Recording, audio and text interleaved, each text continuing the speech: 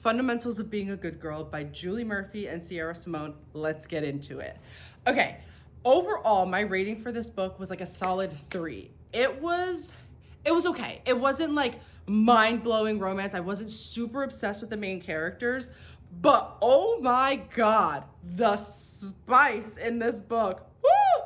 It was like a 5 out of 5 spice level wise. The only reason I maybe say a 4.5 is because if you're an avid dark romance reader, you're gonna be like, okay, it's not like the worst thing I've ever seen or read, which, true, it's not. It's not the worst thing I've ever read either.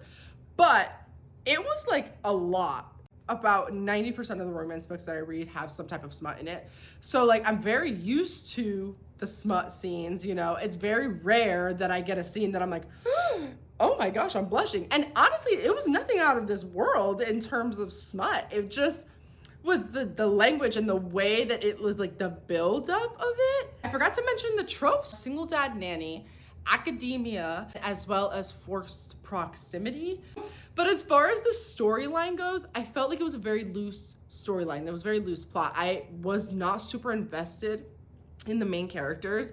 I was actually way more interested in what was happening with the side characters than what was happening with the FMC and MMC. I felt like once it was time for them to like build that relationship, and obviously they fall in love and all of those things, it just was not like I was not attached to them. I was not attached or invested in their romantic story in terms of a relationship. So for me, that's why it was about a 3. I don't think it's a bad book. I just was not like, oh my gosh, he loves her. Oh my gosh, she loves him. I was just like, okay, like you guys love each other. I mean, I guess. And I don't know if that's because it was so smut heavy that it kind of took away from the relationship, or if it was just that the relationship development wasn't built up enough for my personal liking.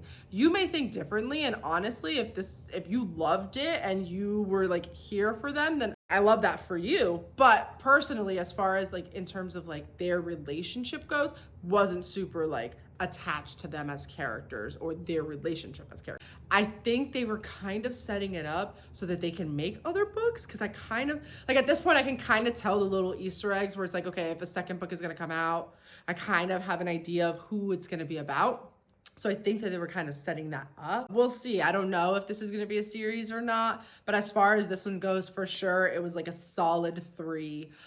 It was not horrible, but it was not like mind-blowing. I'm obsessed contemporary romance. It's brand new. It just came out this year. And if you're wanting to read something super smut heavy, then this one's for you.